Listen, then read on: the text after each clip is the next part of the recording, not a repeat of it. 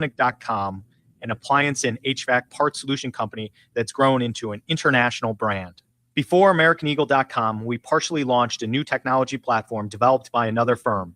American Eagle helped take our technology to a whole new level with digital marketing, software development, and business insights into our key markets, appliances, HVAC, and outdoor power equipment, and did so both on time and on budget.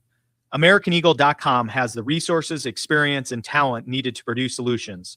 Our new technology platform, developed by AmericanEagle.com, has produced tremendous results with higher traffic, conversion, engagement, and online revenue. If you have any home repairs you need to take care of, check us out at RepairClinic.com.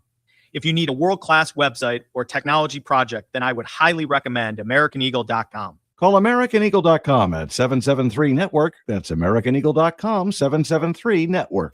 This Christmas, get a bonus AI Essentials course when you enroll in any My Computer Career IT program by the end of the year. That's a $3,900 value. Attend classes online or on campus. Enjoy lifetime job placement support and IT certifications in high demand. Go to mycomputercareer.edu today and take the free career evaluation. That's mycomputercareer.edu. An elite CompTIA certification partner. Conditions apply to AI offer, and financial aid is available to those who qualify, including the GI Bill. My name is Whitney Allen. I am a widow. My husband, Ryan, died. We never thought in a million years we'd have to use life insurance. The unexpected happened. With Ethos, it is so fast and easy. It's 100% online. You can get a quote in seconds, apply in minutes, and get same-day coverage. No medical exams, and you can get up to $3 million worth of coverage through Ethos. Get your free quote at ethos.com/game. That's ethos.com/game.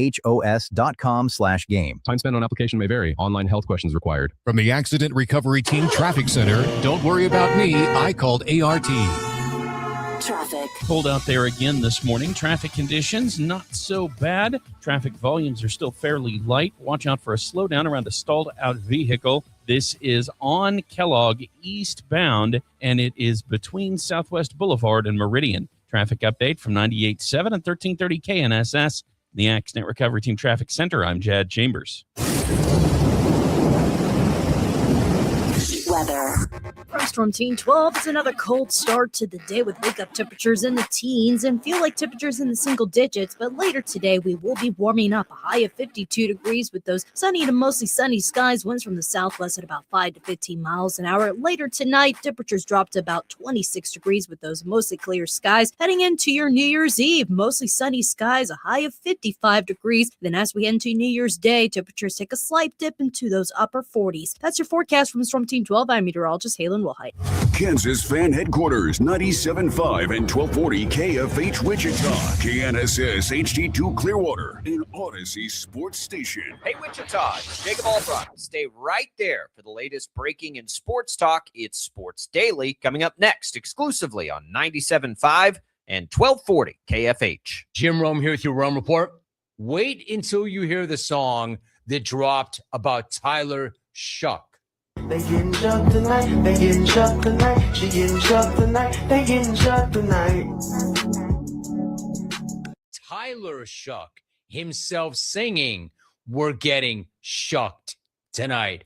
First of all, he's been playing great lately.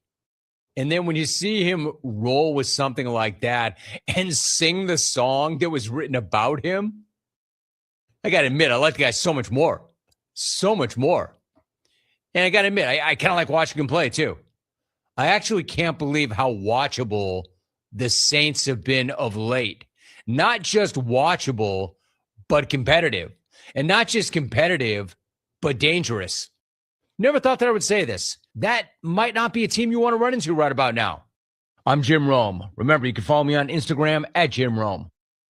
You still thinking job change in the new year? Yeah, I need something that's in high demand and more stable in this economy. IT? Yeah, cybersecurity, maybe even AI. That's what I did. Really? How? Went to My Computer Career. You don't need any prior experience, and you could start your new career in a matter of months. A lot of IT pros go to school there, too, to level up. Sweet. Are classes online or on campus? Both. Wow, I'll check it out. Thanks. Make this your year. Take the free career evaluation now at mycomputercareer.edu, an elite CompTIA certification partner. Financial aid is available to those who qualify, including VA benefits.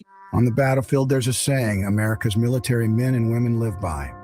Never leave a fallen warrior behind, ever. Off the battlefield, Wounded Warrior Project operates with the same goal, Wounded Warrior Project was created to help our men and women returning home with the scars of war, whether those scars are physical or mental. Wounded Warrior Project. We never leave a fallen warrior behind. Ever. Learn more about what we do at woundedwarriorproject.org.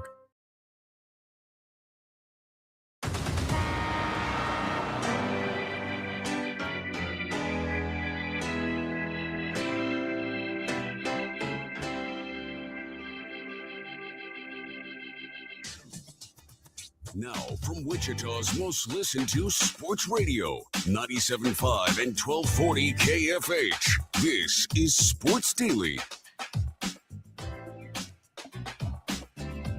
Good morning, everybody. Welcome into Sports Daily here on a Tuesday morning. I have no idea what day of the week it is. We've officially hit that point in the year. Every day feels like 2026 is coming up tomorrow.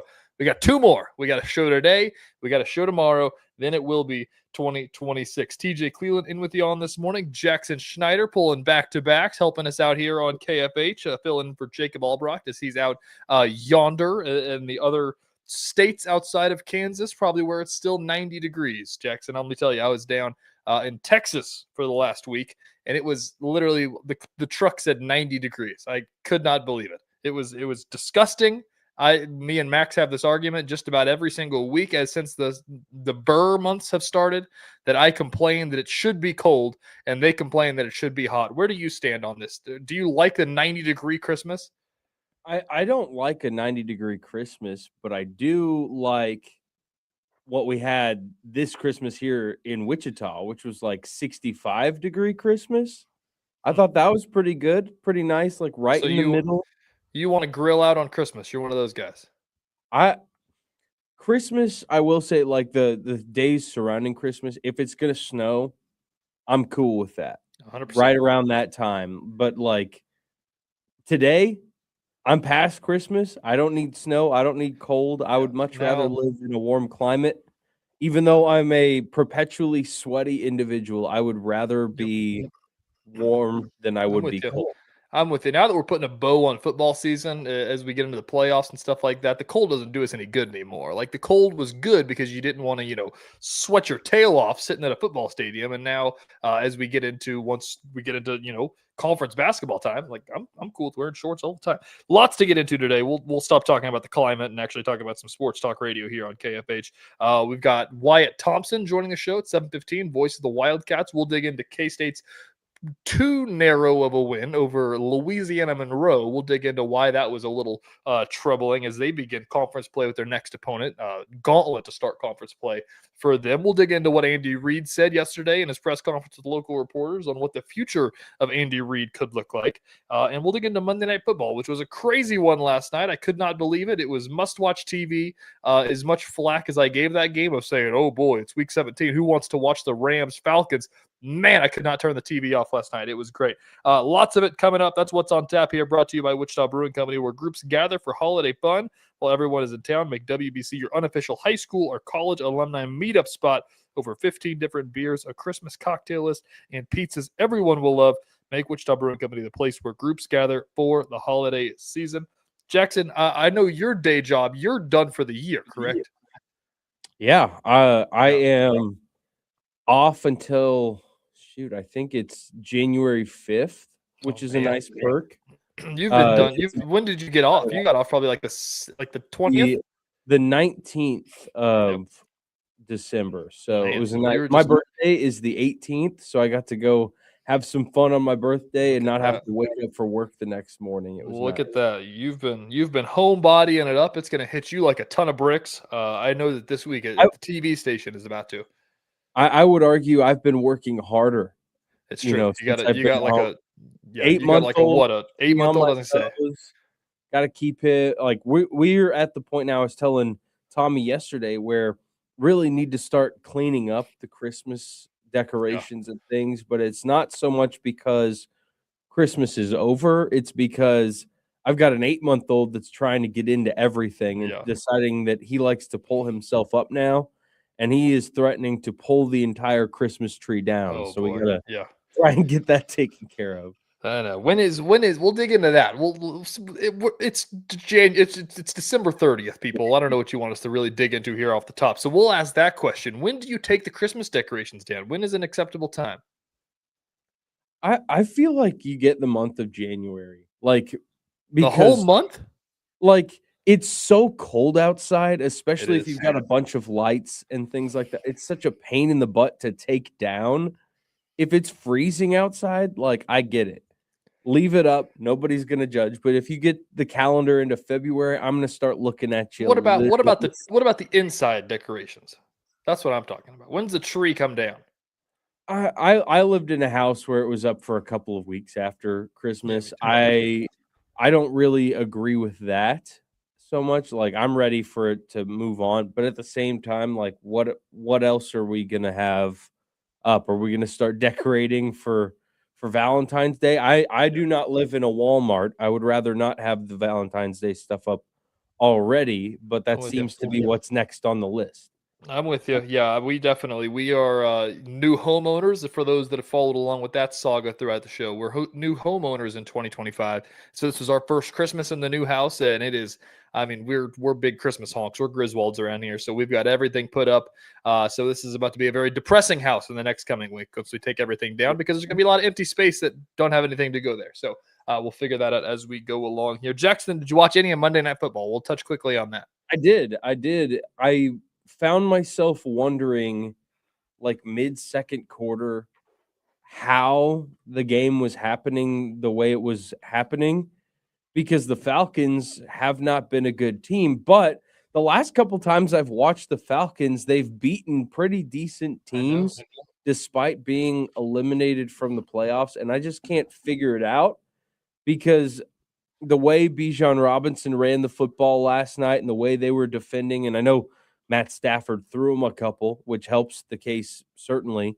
But how was that team that I watched last night beat the Rams, who I thought were one of the best teams in the NFL? How is that team not in the playoffs? I agree. I mean, that's the one thing that I took away from that as well. And I mean, like, I don't frequent Atlanta Falcons football, especially because they haven't been relevant in a couple of years. But like, I mean, watching what they've got, obviously Penix is an experiment and everything like that. But even when they had Kirk Cousins last year, who was an MVP candidate the year before, like they had him, they had Bijan, they had Drake London, they have, a whole slew of guys that are, a really talented group. I don't know how they're not good, and they'll figure it out eventually. I think they're all still pretty young. That's a good win last night to get everybody excited, at least, even though in the grand scheme it really means nothing for Atlanta. It means a lot for Los Angeles to lose that game, and so they're gonna have to figure that out. So I got a question for you here. Like, if you put yourself in like the mind of an Atlanta Falcons fan, because I tried to do this last night. If you're sitting there and you're eliminated from the playoffs, and you're seeing this team just now start to put this together, are you happy? Or are you like peeved? That's what I keep thinking about. And like, we're living it. Ago when you could give yourself a chance to actually play in the postseason, and it like, because I would be upset and I would be almost calling for jobs because what's the deal? Why? I don't know. There is two ways to look at it. I think one, you watch that game last night. I think that Raheem Morris might have saved his job by winning that game. To say like, hey, if I can do this, imagine what I can do. Going forward. But in the same breath, why didn't you do that for the first 16 weeks of the season? Yeah. So it's really interesting because we're kind of living it as Chiefs people now. Of like, I didn't know. I really was looking at that Broncos game on Christmas, and they almost did it. But it's like they're going to find a way to win that game, and it's like, are you even happy that they won that game? Like, are you happy that they put up a fight? You know what I mean? Like, it's like, why couldn't we do this with Patrick Mahomes? We talked Frisco about that yesterday. Of like, do we really want to see good things, or do we want to the loss and move on? I agree. We've got much more coming up. We're going to take a break really quick. When we come back, Wyatt Thompson will join the show for the last time in 2025. We'll talk a little Louisiana Monroe Warhawk basketball, but more so, we'll talk a little BYU Cougars, who are up next. Conference plays up next for the Cats. We're going to take a break. Stick with us right here on Sports Daily.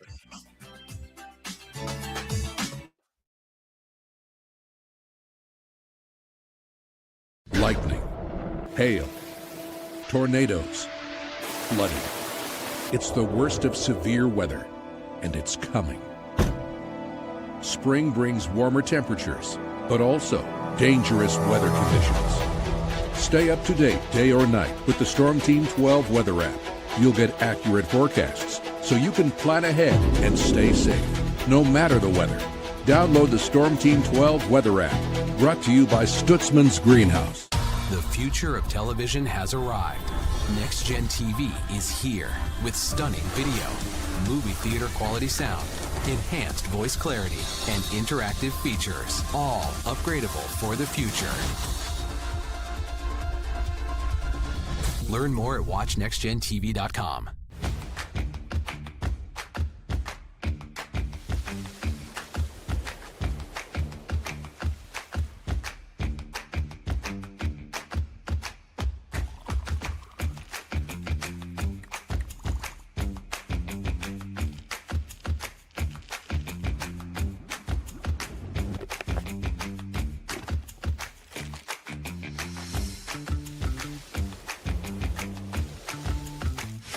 The canvas of our imagination. They tell a story. Clouds affect the events of your day.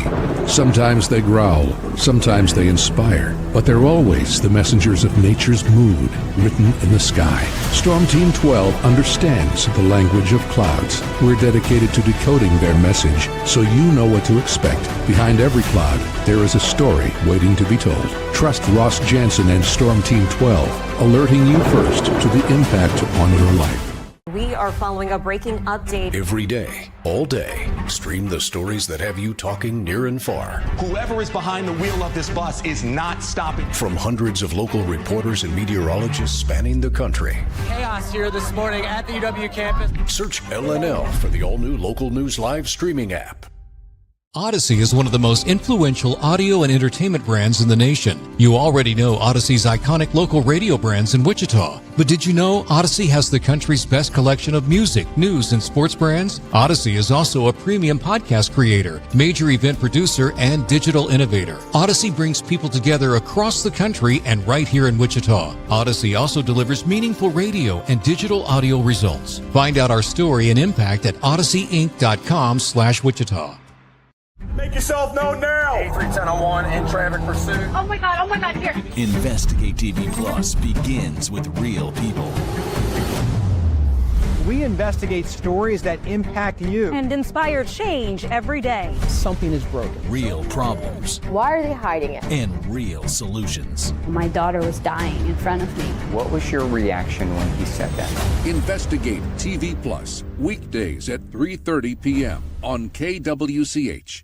Sometimes people tell us, I don't get it, it's just tea. But let me tell you, we are so much more than just tea. With 20 plus flavors of sweet and unsweet iced tea, the possibilities are endless. Come on in and try them all for free to find your favorite or get us on the go for your busy lifestyle. And don't miss happy hour every day. So the next time someone tells you it's just tea, tell them to come by and find out why we say, drink tea, be happy. Jim Rome here, lighting up your afternoons on The Jim Rome Show. Catch me starting at 2 on Wichita's #1 sports radio, Kansas Fan Headquarters, 97.5 and 1240 KFH.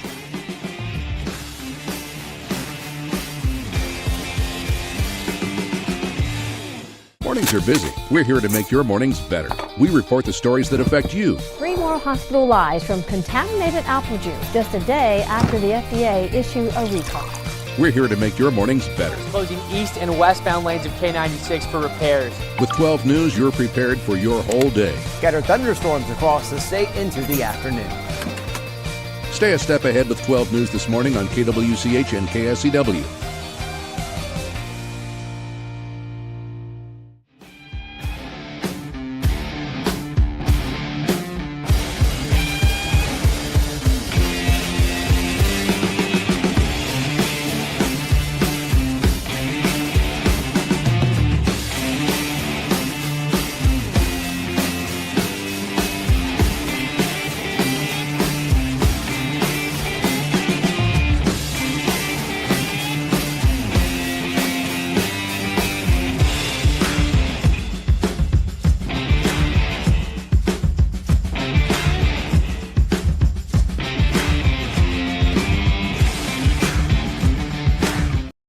on KFH.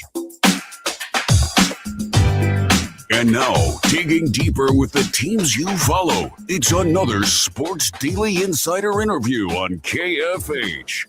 It is another Sports Daily Insider interview here on KFH. Voice of the Wildcats, Wyatt Thompson, joining us this morning. Wyatt, it's the last time talking to you in 2025. Did you have a good Christmas? Yes, I did. It was really, really good. But it goes so fast, as you guys know. We turned right around and played the basketball game on Sunday. I'm actually talking to you from Wichita. I'm at the airport getting ready to fly from here to Denver to El Paso, and we'll do the Tony the Tiger Sun Bowl tomorrow afternoon at 1 o'clock. Looking so forward to that. So, yeah, on the move again, but great Christmas. How about you guys? Good to see you, by the way. Yeah, it was great. It was great. Spent some time back in Southeast Kansas in my neck of the woods. I can tell you're sitting at the terminal there. I've been at that. It's a good. That's the best airport in the world. Not to throw free ads out there. It's the best air. You can get there 15 minutes before your flight. I tell people when they come to Wichita, they're like, "What's the best thing about it?" And they expect me to say like restaurants or downtown. I'm like, "Oh, take a flight out of it." Well, let me tell you, air capital of the world. I flew out of Wichita. I timed myself. Front door to gate was less than 5 minutes, and that included a stop at the Dunkin' Donuts right inside security. Here you go, big boy. Yeah. There you go. He did too. All right, well, let's dig into it. Probably more, maybe optimistic thinking about Tony the Tiger Sun Bowl than what we saw against the Warhawks on Sunday. Louisiana Monroe, to put this into perspective, they have 3 wins on the year, and 2 of their wins came against teams that don't have an actual logo on ESPN. So 1 Division I win against the worst team in basketball, and they headed to a 4-point game with 3 minutes left. I didn't get a chance to watch much of it with all the Christmas shenanigans going on. What kind of happened there? Why did it get so stressful? Well, it was a game of they were pretty good for a while, we were pretty good for a while, and it kind of trended that way in the second half, but just flopped. K-State was pretty good out of the gate in the second half, and then they took the I call it the foot off the gas pedal, and they kind of caught up, and as you say, next thing you know, it's 75-71, and you're really sweating.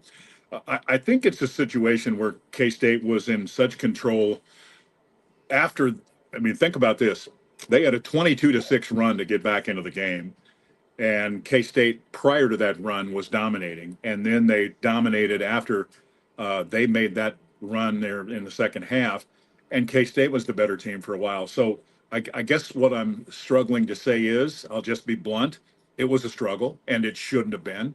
And I think it was all about focus. When they had focus and were playing hard, they were clearly the better team, and when they weren't, it was a fight. And you got to kind of clean those kind of things up, because as you guys know, the games now get really, really most difficult and hard, whatever you want to say. We start conference play Saturday the 3rd at home against BYU, and then we've got the trip next week to Arizona. So no easy ones once you get into the 12. Definitely not, but mention focus, and that's always, I think, a lot of the coaches that I've talked to or dealt with, some of those last games before a holiday break or after that holiday layoff, because you get a couple of days to go back home and to relax, which I think is very important. We talked to Wichita State head coach Paul Mills yesterday, and he was talking about the importance of that mental reset. But the problem with that is it's kind of hard to lock back in right away, I think, sometimes against especially a team like a Louisiana Monroe that maybe doesn't get your attention like a BYU might. So is that maybe the big reason there? Because it's certainly not a lack of talent. And we've seen that from K-State for most of this season. But is it just that little lack of attention to detail maybe, or that lack of focus that still needs to be improved upon? I think it's a little of all of that, to be honest with you. And you said it perfectly from this perspective. The game prior to Christmas, as a coach, you worry about, are they here? Or have they already checked out, and in their mind they're thinking about flights and what have you. And just to throw this out here, I thought this was kind of cool. Our foreign kids who couldn't go all the way home decided they would collaborate together. They've experienced the Little Apple and went to the Big Apple in New York City and sightseed for a couple of days, and I think had a really, really good time. I think the focus into Christmas was pretty good. Coach was really happy with the way they came back. They got back late Sunday night, practiced, or Christmas night, I should say, practiced the next morning.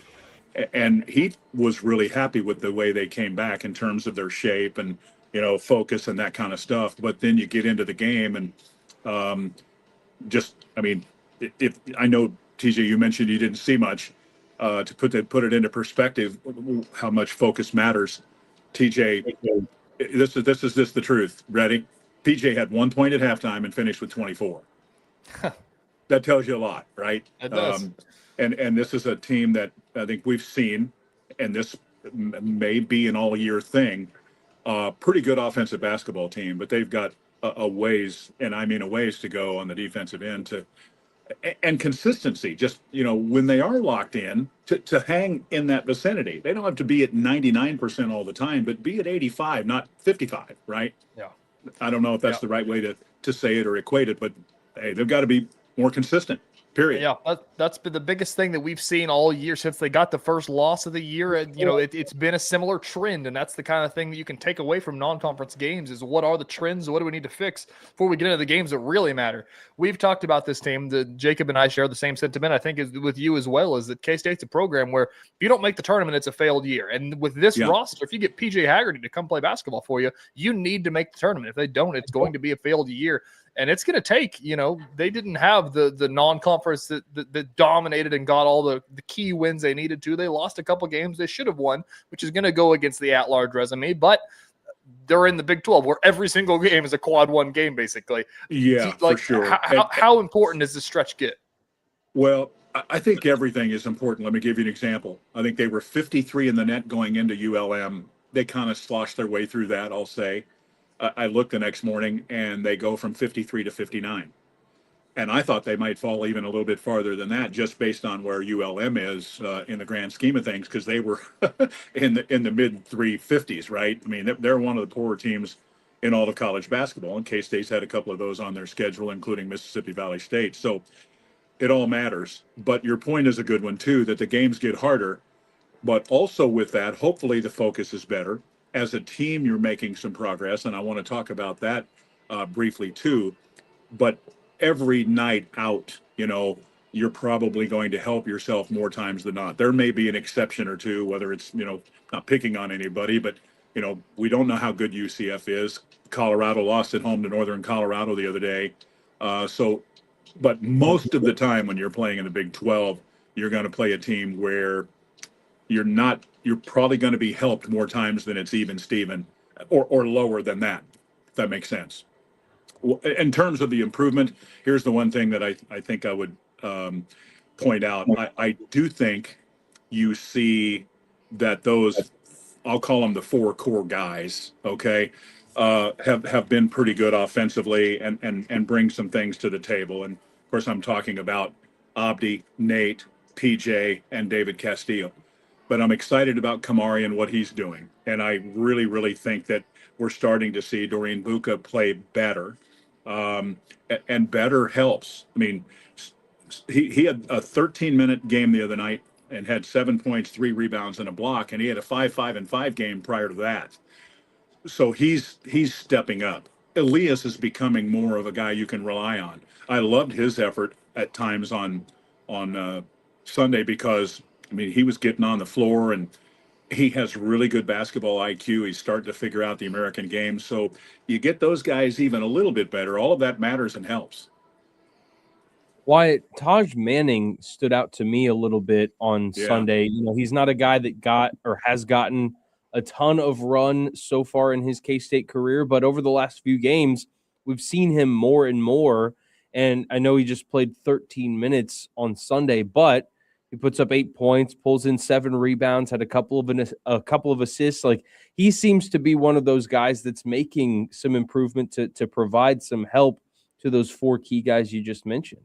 It's really an interesting story for me because he's somewhat of a local guy. He's from Grandview, Missouri, and loves K-State. He's been around a little while.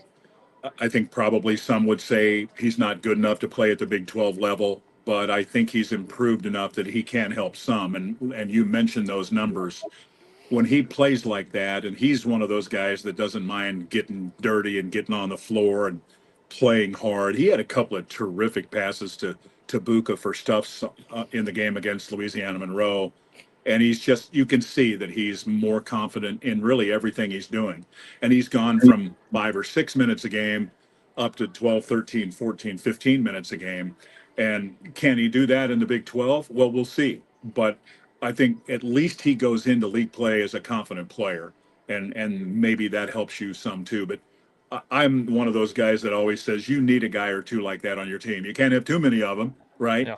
But I love Taj because A, his work ethic, and B, how much he loves Kansas State and what he's doing there and is afforded to do there. Yeah, Wyatt Thompson, voice of the Wildcats, joining the show here. Let's switch over to football quickly. We haven't spoken since Coach Klein is now officially the head coach, not the head coach and offensive coordinator at Texas A&M. I imagine he's in Manhattan and has been full go. I've seen the staff hires and everything. But, with all of it, we've seen a lot of departures, especially on the defensive side. I'll just start there. Well, we saw Jace Brown as well, though. But just everybody that's leaving right now, this is kind of the best way to explain to people is that the exit meetings are happening and these conversations are being had. That's why it all happens at one time and everybody decides that it's all outgoing. But, you see all these names leaving. It means it's going to get really busy in about 4 days. Well, and there's so much on the table right now when you talk about K-State football with Colin Klein because he's still finishing off hiring the staff, as you know. He's kind of got most of the defensive staff in place, not quite all of it, but close. I think you're going to see some announcements here in the next few days, probably about offensive guys. I've been told that they're really close on a running backs coach, and it may be days here. And you're right. One thing that's happening right now is these coaches are traveling all over the country and visiting players that are on the current roster and are maybe wavering a little bit, or they're just making sure these guys are okay and they're all in. You need anything, let us know, what have you. I know they're trying to balance, seeing what's in the portal and knowing that they're going to have some loss. I think we probably undervalued that there was going to be maybe more attrition than we'd hoped. And those things happen. Toby Osunsami kind of surprised me. Ryan Davis did not, as an example. Chidi Obiizor surprising a little bit. Quay Moss a lot, but I'm told I'm hearing things that he may come back. That'd be nice. And that would be great. I think he'd like the hires, and that stuff matters too, guys. It's hard to, talk to a Devin Bass and see where he's at when he doesn't know who his position coach is yet, as an example. So it's all over the map right now. But what I would tell K-State fans, it's like this in a lot of programs, maybe not with the coaching change, but how volatile it is. But I would even go as far as, I'm not trying to be funny in any way, but just would say, relax. You have to understand how many bodies, players, people are in the portal. There are going to be some cherries to be picked there. Maybe that's the best way to say it. It's and true. I think Colin and the staff will do a good job. This probably will be the only off season that we've seen like this for K-State. Who knows how long Colin will be running things with Kansas State football, but I don't think we'll see another off season quite like this. That's obvious. No. Well, while we're talking about football and K-State, I haven't gotten to really ask you about this, but you are in the unique position that you not only know Colin as a coach, but you got to know him as a player. And for maybe our listeners that might not know this perspective from you, can you fill us in on just what you know about Colin Klein as an individual and how you've seen him mature to the point of being the next football coach at Kansas State? Well, I appreciate you asking that because I think Colin is what I will describe. He has the potential to be a star in this, to be honest with you. I think he is a guy who very much relates to young people. I think he will be a dynamic recruiter. I think he will have a staff that will recruit really well. Will it be similar to, Coach Schneider, Coach Kleiman, what have you? Maybe a little better. I think it's all in play. We'll see how that plays out.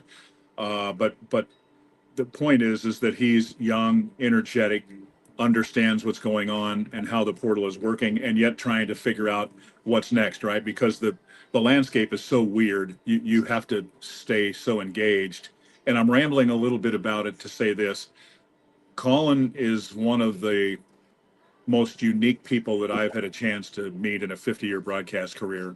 I have said this before publicly. I continue to say it. I think he was the best player leader that I've ever been around.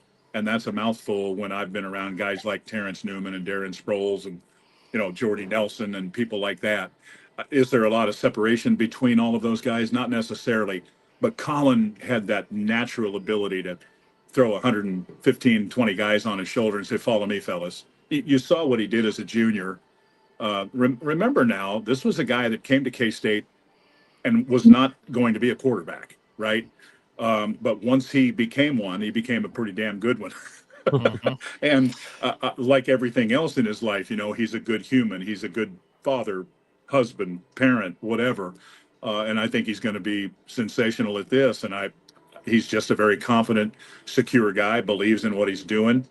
And I think kind of like what I've said with Stanton Weber, with his base of what he has learned and who he has learned it from, you would assume that would equate into success because, like in Stanton's case, learning under Bill Snyder, Sean Snyder, Shane Beamer, and then being 3 years at Toledo on his own, I think he's ready for this. And with Colin and what he's done, he's paid his dues too, even though he's just 36 years old, from my perspective.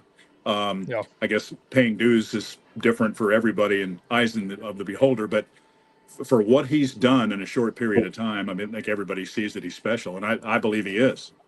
Yeah, listen, that's the best way to put it is that, just from what he's shown you as a quarterback of being a leader of his team whenever he's a player, he could have been an accountant and gotten hired as a head coach, basically, just because of what he showed as a player. Wyatt, we'll wrap this up here and let you, roam around Eisenhower Airport a little bit.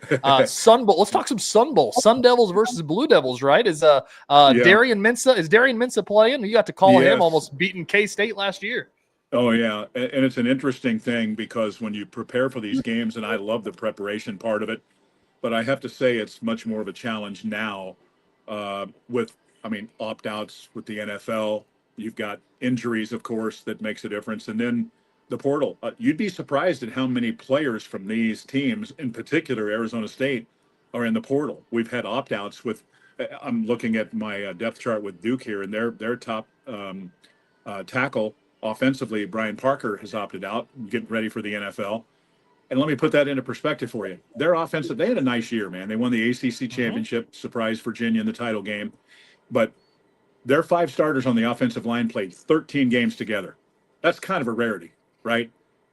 But not the 14th, because he's getting ready to head to the next level. From the Arizona State perspective, their number 1 running back, Reid Brown, he's opted out. And they're going from that. This is a guy that carried the ball 186 times, had 34 catches on the year. Put it into perspective, the next guy up is Demarius Robinson. He's carried the ball 9 times in 13 games. So crazy. Crazy. It isn't going to be the regular season team for either of these clubs. But with that said, I think it's going to be a fun game to call. And I would slightly favor Arizona State, but in all honesty, that's probably my Big 12 bias there, too. Yeah, it probably is, Wyatt. We've got it, too. We'll wrap it up. We're up against it. We'll talk next week and talk about some Big 12 basketball. BYU on Saturday. Wyatt, appreciate it. Absolutely, guys. Good talking to you.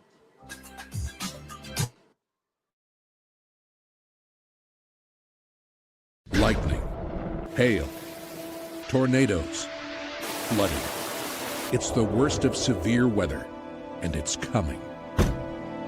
Spring brings warmer temperatures, but also dangerous weather conditions. Stay up to date day or night with the Storm Team 12 weather app. You'll get accurate forecasts so you can plan ahead and stay safe, no matter the weather. Download the Storm Team 12 weather app, brought to you by Stutzman's Greenhouse. The future of television has arrived. Next Gen TV is here with stunning video, movie theater quality sound, enhanced voice clarity, and interactive features, all upgradable for the future. Learn more at watchnextgentv.com.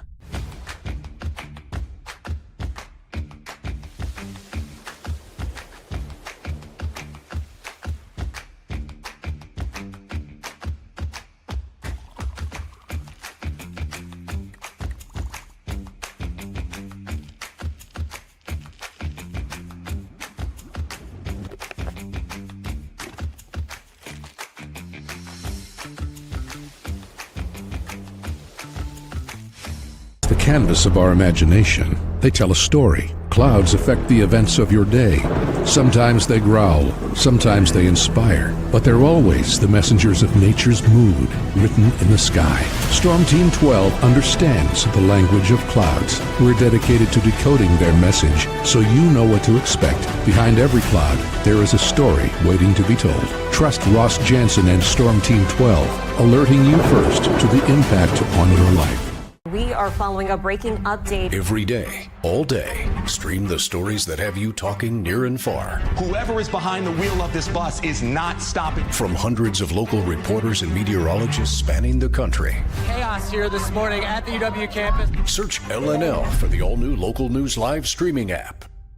Odyssey is one of the most influential audio and entertainment brands in the nation. You already know Odyssey's iconic local radio brands in Wichita. But did you know Odyssey has the country's best collection of music, news, and sports brands? Odyssey is also a premium podcast creator, major event producer, and digital innovator. Odyssey brings people together across the country and right here in Wichita. Odyssey also delivers meaningful radio and digital audio results. Find out our story and impact at odysseyinc.com/Wichita.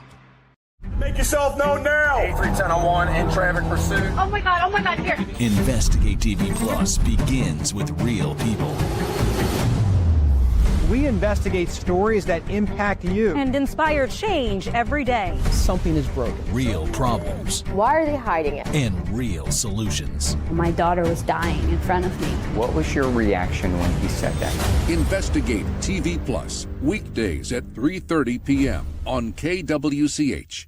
Sometimes people tell us, I don't get it, it's just tea. But let me tell you, we are so much more than just tea. With 20 plus flavors of sweet and unsweet iced tea, the possibilities are endless. Come on in and try them all for free to find your favorite or get us on the go for your busy lifestyle. And don't miss happy hour every day. So the next time someone tells you it's just tea, tell them to come by and find out why we say, drink tea, be happy.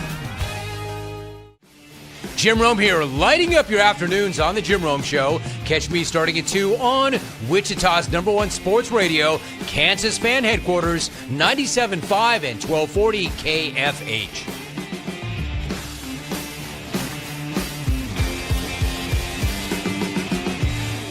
Mornings are busy. We're here to make your mornings better.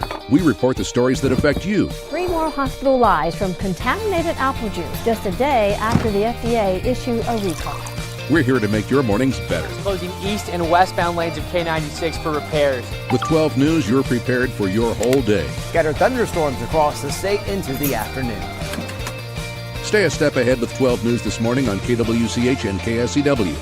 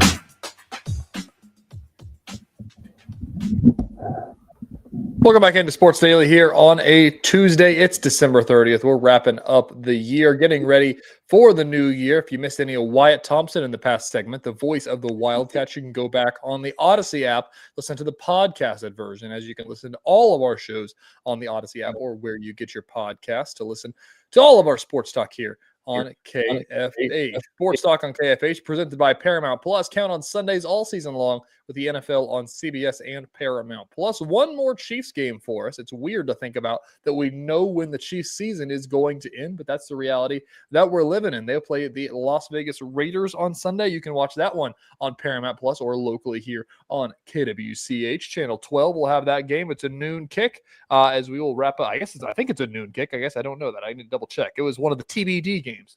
I assume it's a noon kick. 3:25 on Sunday. 3:25. Oh, excuse me. They got the 3:25 kick. It's a primetime game. Everybody wants to watch Chris Oladokun versus. Is Geno still playing quarterback for the Raiders? I think so. I have no idea. I have not watched the Raiders. Even more of an indictment on the Raiders that may be the case, and we have no idea. But I think I can name maybe two Raiders players that will play. I know Max Crosby's going to get shut down for that one on Sunday. So, going to be a great game, though. We're going to get to watch the Chris Oladokun show one more time, and then we'll figure out where they go from there at the quarterback position. One of the other questions going into the new year is we've got Max got this pulled up here for us is Andy Reid's future. We've been talking about Andy Reid's future at the end of every single year since 2020, basically, and now it feels like there may be some legitimate steam after the season they had this year. He was asked about it by reporters yesterday. Max, if we have this pulled up, we can play this here.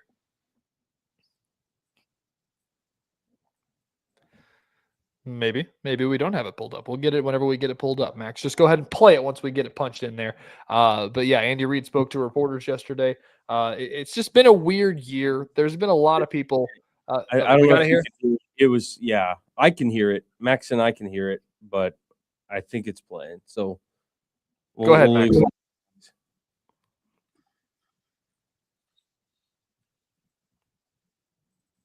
I don't think we have it. I don't think we have it over the stream. It's all right. It's all right. We'll just move on here. I'll just read what we were gonna say anyways. Asked yesterday by our friend Matt Derrick up in Kansas City, one of the Chiefs beat reporters. As we're having some technical difficulties there. We apologize about that. Matt Derrick asked Andy Reid, is there any scenario that you won't return as the head coach next year? Andy Reid said, no, I think I'm coming back, right? If they'll have me back, if they'll have me back, I'll come back. You never know in this business, Matt, so that's a tough one, but I plan on coming back, yeah. Is there a scenario where the Chiefs won't have Andy Reid back? That is crazy talk, right? I'm not crazy, right? I don't know why you wouldn't have him back. I mean, he seems to me like a guy that's literally going to coach until he can't coach anymore, which may be the end of this contract, which he's still under contract for what, 4 more years? It's not this offseason. I know that. Let me see here. He's on contract through 2029. That's what it is. So 4 more years, and he's making around $20 million a year.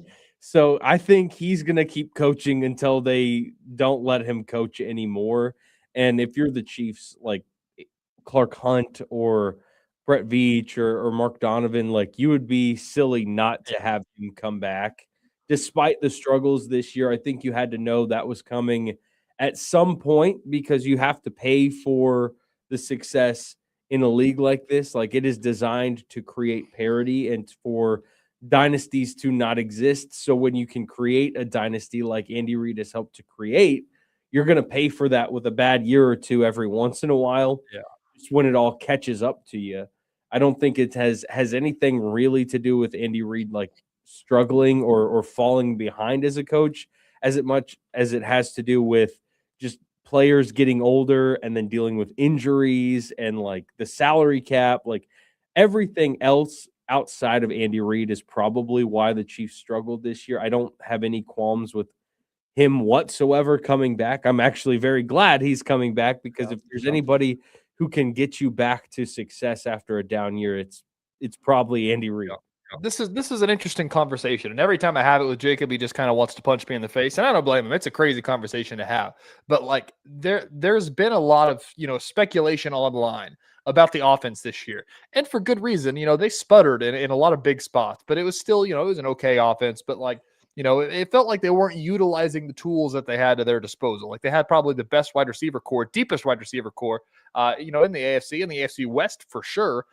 You have these, highest paid center and highest paid right guard in the league, and you don't run the football up the middle. Like there's questions about the play calling and everything like that. And typically when there's questions about the play calling, everybody says, we got to go fire the offensive coordinator.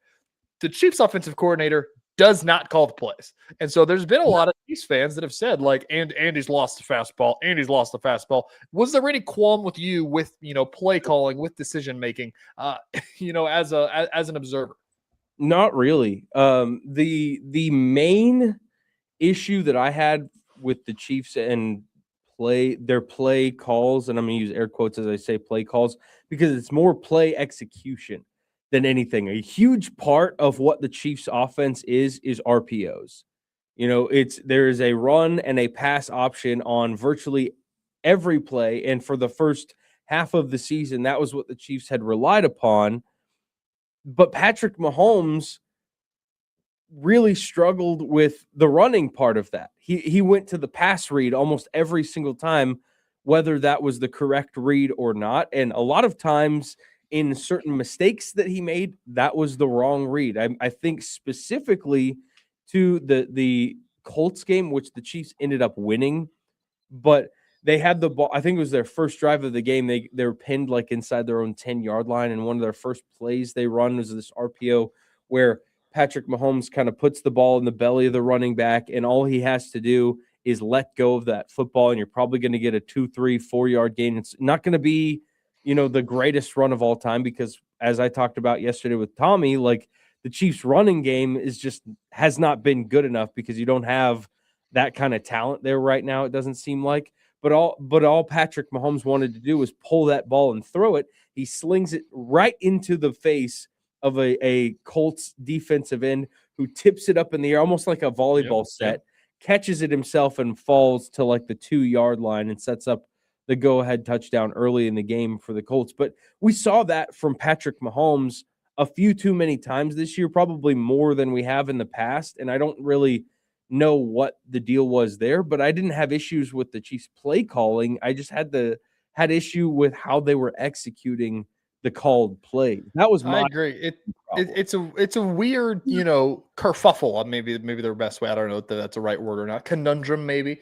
It is. You've got a Hall of Fame coach and a Hall of Fame quarterback here, and it's kind of like it wasn't like they were butting heads, but something was getting lost in translation. It felt like, and I agree. Whenever you have a Hall of Fame quarterback like Patrick Mahomes, you're going to let him, make decisions like that. I think that was basically the reason why the offense is set up to where it's like, Pat, you're basically the coach on the offense. Just go out there and make the decision that you want to. You make all these great plays because you make split-second decisions so well. And so I agree with the sentiment to run a ton of RPOs.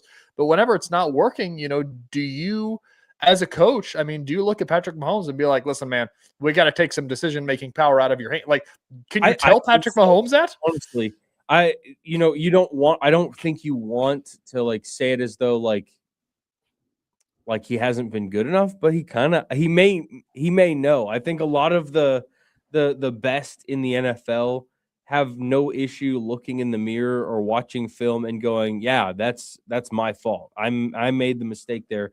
And I think Patrick Mahomes has taken ownership to some of his mistakes that he made this year. But I think you look at him and you go, hey, if we can take some of the decision-making out of your hands here, you've got a little bit less on your shoulders, a little bit less to worry about, and we can put you in different positions to be successful. And I think you might find a little bit more sustained success in the future. But part of that, part of taking the decision out of his hands is giving him other people he can lean on. And the biggest issue there for me was the running game. And we, again, yesterday talked about this with the potential changes in the running back room for next year for the Chiefs. Like, do you bring back a Kareem Hunt on a 1-year cheap deal just to keep him, for some sort of holdover in the running back room? Do you start to use Brashard Smith as an actual running back rather than just tossing passes into the flat or using him in special teams? Do you go into the draft and try to get a Jeremiah Love with a top 10 pick, or do you try to get a Breece Hall in free agency? Like, there's so many options that the Chiefs could run with to create a better running game. But here's the kicker to that. You have so many options to try and improve that running game, but the offensive line is going to ultimately dictate your success in running the football. And they haven't been healthy in two full seasons now up front. So I don't really care who you're running the ball with if you don't have a fully healthy offensive line or a fully functioning offensive line, because at times, even when the Chiefs offensive line was healthy, it wasn't as productive as you would really hope it to be. So I think there's like, running the game is a problem as a whole, like that whole umbrella, but underneath that, you've got 2 or 3 different things you have to address to improve it moving forward before you start to really take some load off the shoulders of Patrick Mahomes. It's a multifaceted, horrible issue. But the Chiefs have the luxury of time because they know they're not making the postseason. They're not going to be playing an extra 3-4 games this year to try and win another Super Bowl. They can turn the page the next year and already start working on that while other teams are trying to go win a trophy. And that's a position they haven't been in a very long time. Yeah, it's very interesting because, you know, and it's something I've talked to Jacob as well, by the way. I'm sorry for the baby coughs. I've caught the Jacob Albrock man cold here. It's interesting because we've talked about, you know, and if you go back and listen back in September, even October, like whenever they had Josh Simmons out there and they had the front five where they wanted it to go, even when they lost Josh Simmons and put Jalen Moore out there, like we were still sitting there talking about like, this is so much better than it was last year. Like this offensive line is great. This offensive line is great. And then like they kind of got a little worse and then they got injured and then they got injured and then they got injured and then they got injured and then they got injured and they lost the entire front five basically at one point, except for Creed Humphrey. And so it's a weird concept to think about. Like, is the offensive line fixed? And the sample size that we got, you don't know. Like as you go into 2026, is that fixed? It's been based on the 4 weeks that we saw of it all together. You feel good about it. But again, it was 4 weeks altogether, not a 16-week span, 17-week span to feel good about it. And so as you go into this next year, there's going to be changes. And we've talked about the changes that will be coming because there's guys that are on expiring deals and guys that will retire and guys that will be, you know, cap casualties.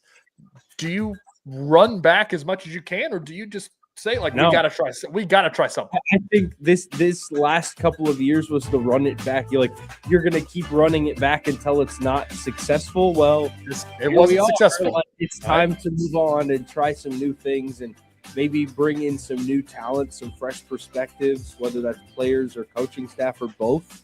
I think it's time to turn the page and see what you can do in the future with the different cast of characters.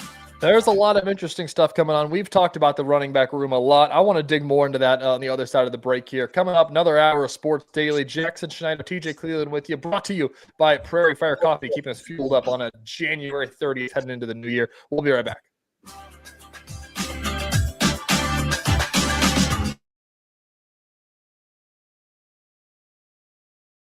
Lightning, hail, tornadoes, flooding.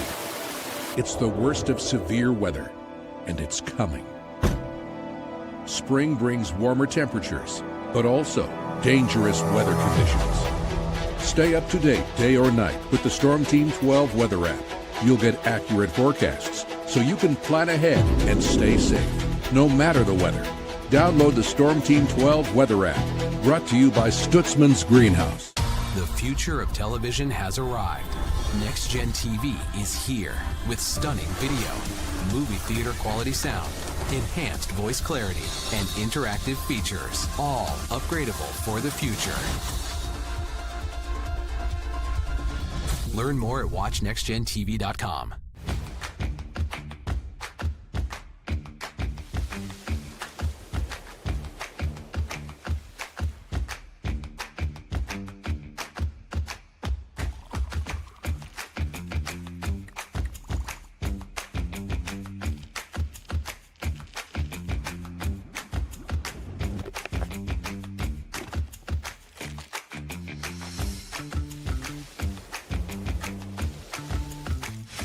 The canvas of our imagination. They tell a story. Clouds affect the events of your day.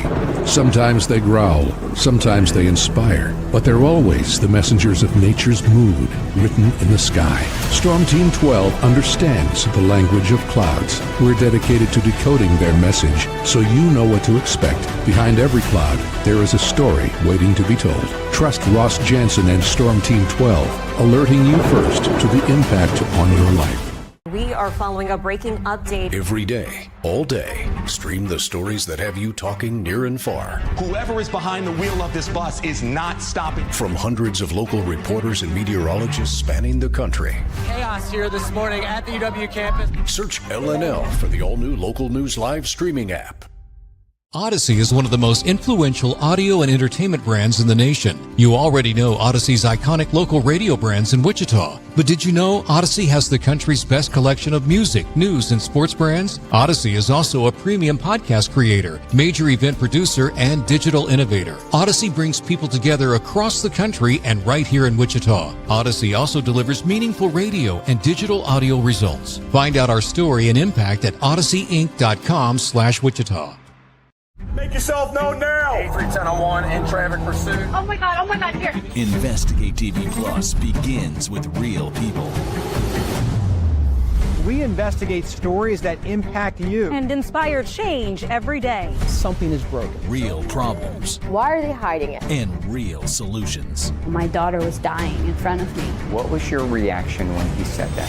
Investigate TV Plus, weekdays at 3:30 p.m. on KWCH. Sometimes people tell us, I don't get it, it's just tea. But let me tell you, we are so much more than just tea.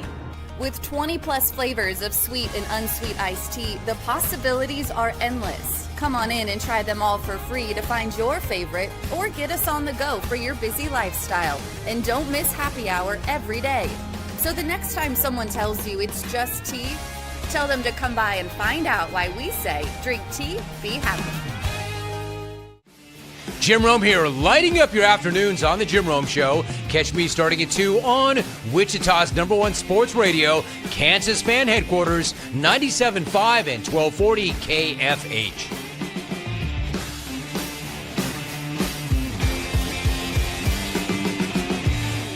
Mornings are busy. We're here to make your mornings better. We report the stories that affect you. 3 more hospital lies from contaminated apple juice just a day after the FDA issued a recall. We're here to make your mornings better. Closing east and westbound lanes of K96 for repairs. With 12 News, you're prepared for your whole day. Scattered thunderstorms across the state into the afternoon.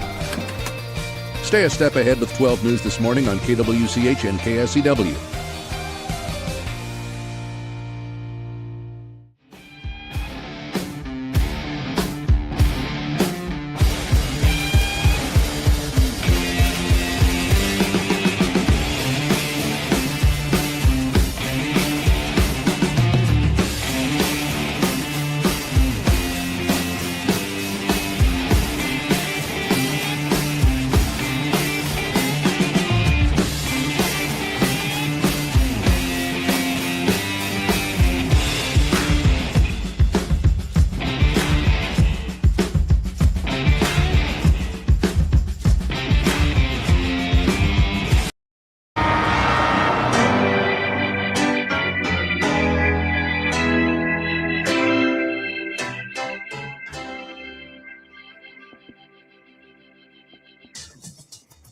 Now, from Wichita's most listened to sports radio, 97.5 and 1240 KFH. This is Sports Daily.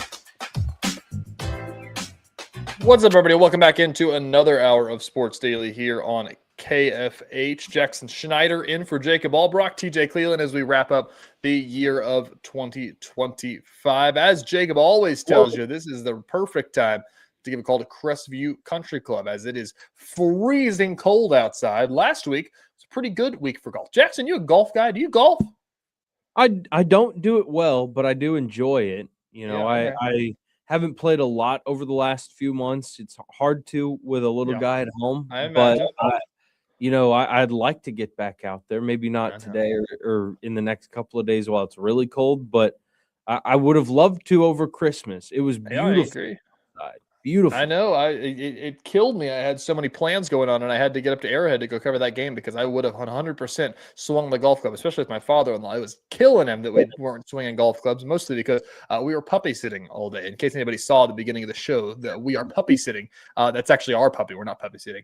Puppy training this morning is why the different background and everything like that. He's currently taking a nap at my feet, and so everything is going swimmingly. If any whimpering pops up, I apologize for all of that. Anybody wants to join the show as we wrap up the new year here, you can call the KFH hotline, excuse me. Max Power is manning that KFH hotline, 869-1240. Call, chime in. We're talking some Kansas City Chiefs. We'll talk a little KU Jayhawks coming up later in the show, as well as Monday Night Football, as we still can't really figure out who's good and who's not in the NFL. I want to dig into that conversation a bit. All of that coming up. What's on Tap, brought to you by Wichita Brewing Company. Now pouring the brand new seasonal Bach Lager. Bach, a cold beer that'll give you the warm feeling. Bach Lager, available at all three WBC brew pubs, east near Central and Woodlawn, west at 13th and Tyler, and in historic Delano at Hanley. Wichita Brewing Company, where groups gather for the holiday season. Jackson, let's keep going with this Kansas City Chiefs conversation, because Jacob and I are kind of on the same page. Is that we'll start here. They're going to have probably like the 12th pick, it seems like. Do you take Jeremiah Love, or do you sign a free agent? Well, I think so. As of right now, one, they are picking 9th. I think. Are they 9? No way they got that high. It was 9 on Sunday afternoon. Wow. Which is crazy. First of all, second of all, raises the discussion of, do they try and win against the Raiders or not? And even if you don't try against the Raiders, do you still win because the Raiders are so dang bad? Like, it's true. So we'll see what happens there. But let's say you're picking like in that 9 to 12 range. Does Jeremiah Love get to you there? I think because so. there are probably several other teams that would be in that conversation, but a lot of teams now are a little bit more skeptical about taking a running back that high. So he may fall to you. And I would say if he falls to you, you take him regardless. I wouldn't reach for him, but if he falls to you, you take him. I would also say a potential avenue for the Chiefs here is to trade back a little bit. Like move I don't know. back, get some draft capital for the future, like in 2027. And, build what you can for this year, but then once 2027 comes, load up on that talent and build from there. I don't know. It's interesting because of the fact of, like, if you're the Chiefs, everybody talks about this Mahomes window, and it depends on how fast Mahomes comes back. I mean, I kind of am with you on the fact that if we get to time, it's draft time in April, and we figured out that Mahomes isn't coming back until November, then it's like, I mean, guys, what are we going to do here? If we're going to start Chris Oladokun for a whole year, like maybe we do need to trade back and, start thinking about it next year and get ready for the 2027 season rather than the 2026 season. I don't think that'll be the case. I think he'll be pretty close to week 1. It may be a couple of weeks. I'm leaning more towards like a week 4 type of thing if I had to take a stab. But again, neither of us are doctors, and I tell Jacob that all the time. What are we doing here? Speculating about medical returns. We have no idea what we're talking about. But I think I would imagine he can fall to him, especially if they're at 9, which you're correct. I'm looking at Tankathon. They are at number 9 right now with the 6-10 record.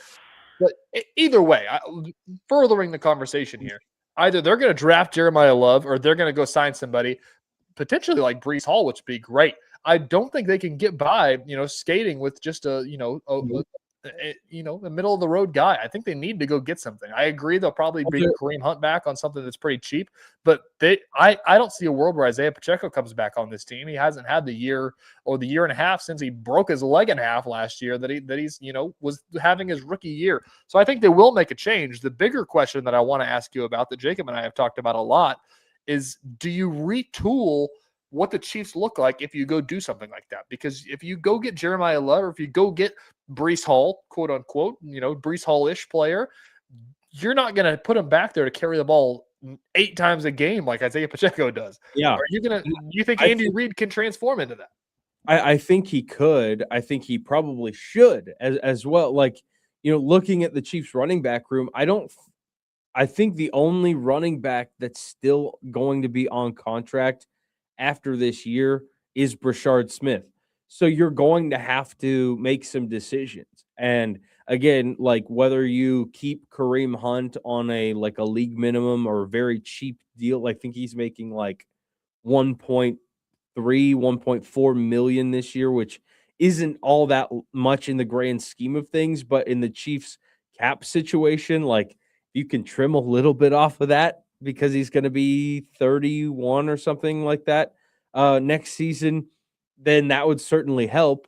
But that still only leaves you with 2 real running backs, and you're going to need some more bodies back there. Like, do you sign Dameon Pierce again? Because he's only making like $800,000 to be a practice squad guy, which I would love that job. If the Chiefs need a practice squad running back or a practice squad anything, you can pay me half of what Dameon Pierce is making, and I will be there every day, bright and early. I will be the first guy in, the last guy out. That's a promise.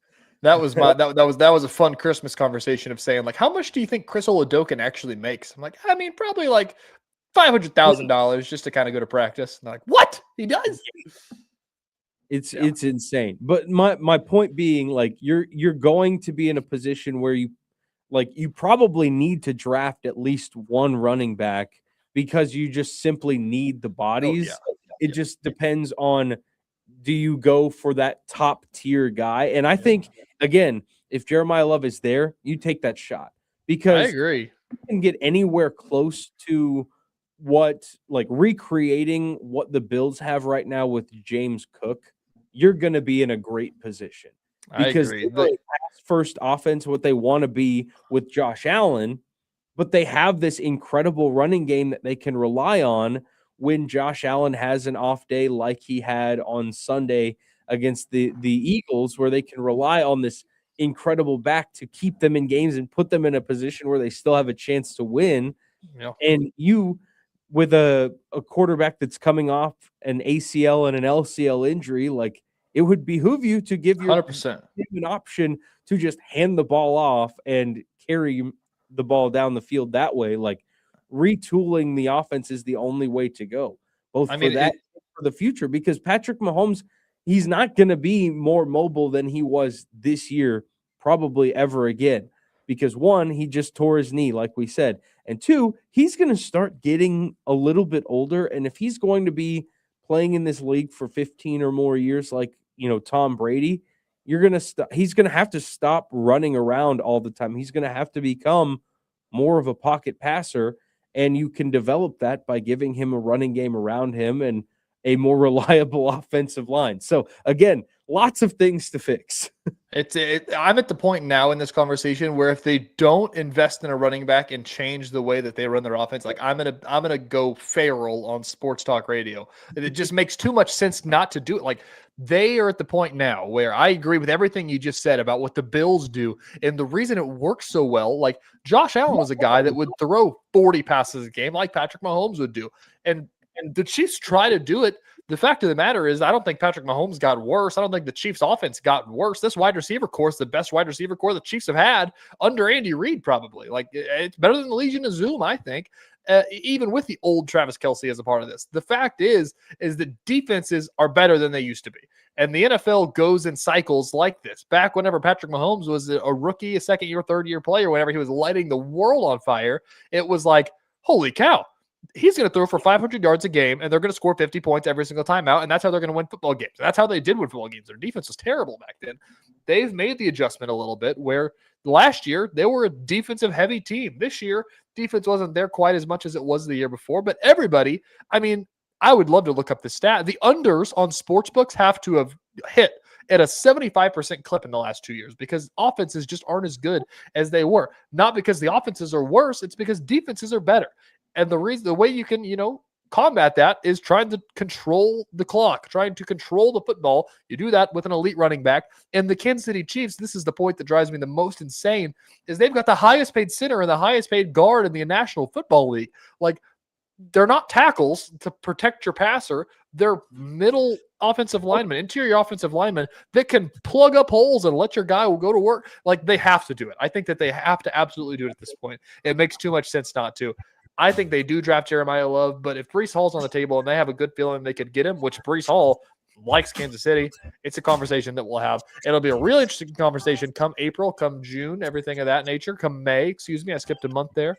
But we'll dig into much more of that. We'll come back. We got a comment here on our YouTube stream from Jason. We'll dig into that. We'll dig into a little bit of KU, Darren Peterson news. We'll talk a little Monday Night Football. We've still got much more Sports Daily coming up here on KFH. We'll be back.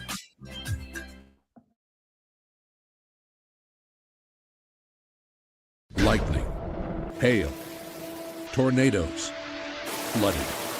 It's the worst of severe weather, and it's coming. Spring brings warmer temperatures, but also dangerous weather conditions. Stay up to date day or night with the Storm Team 12 weather app. You'll get accurate forecasts, so you can plan ahead and stay safe, no matter the weather. Download the Storm Team 12 weather app, brought to you by Stutzman's Greenhouse. The future of television has arrived. Next Gen TV is here with stunning video, movie theater quality sound, enhanced voice clarity, and interactive features, all upgradable for the future. Learn more at watchnextgentv.com.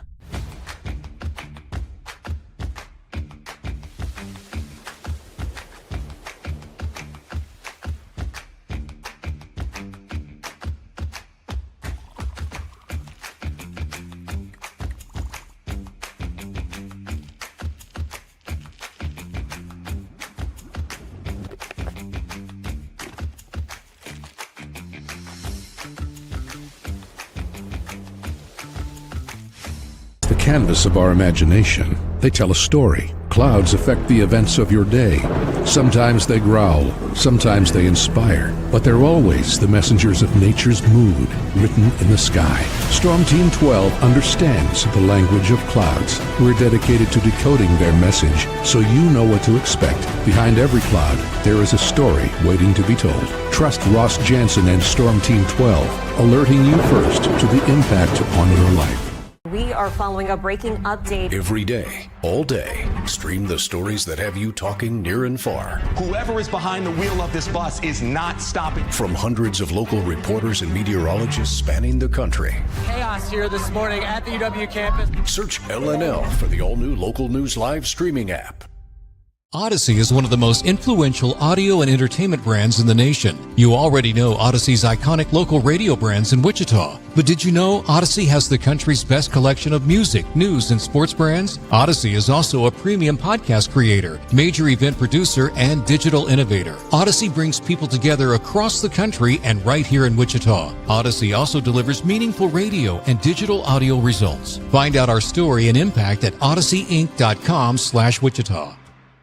Make yourself known now. 310-1 in traffic pursuit. Oh my God, here. Investigate TV Plus begins with real people.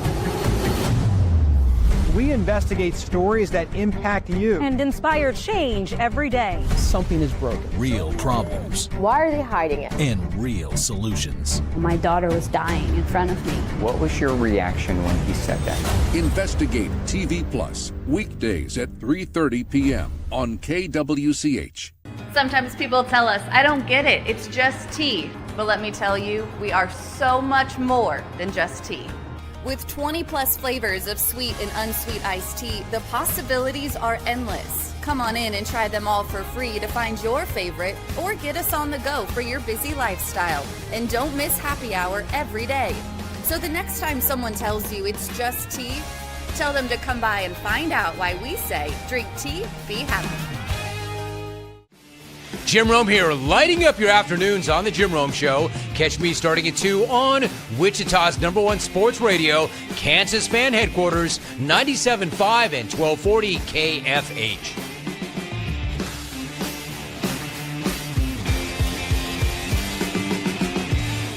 Mornings are busy. We're here to make your mornings better. We report the stories that affect you. 3 more hospitalized from contaminated apple juice just a day after the FDA issued a recall. We're here to make your mornings better. Closing east and westbound lanes of K96 for repairs. With 12 News, you're prepared for your whole day. Scattered thunderstorms across the state into the afternoon. Stay a step ahead with 12 News this morning on KWCH and KSCW.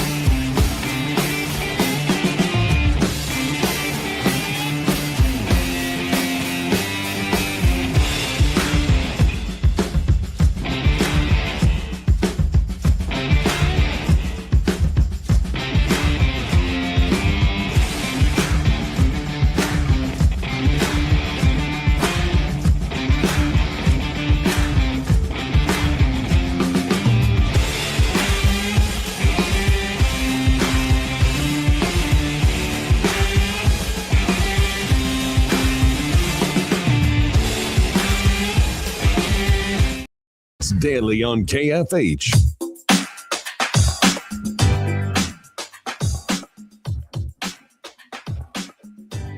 Welcome back into Sports Daily here on KFH. Tejay, Cleland, Jackson, Schneider in with you. If you missed anything, again, go back on the Odyssey app. You can listen live every day on the Odyssey app. You can listen to us on X, on YouTube, on Facebook, on much more. 12 News Connected Plus.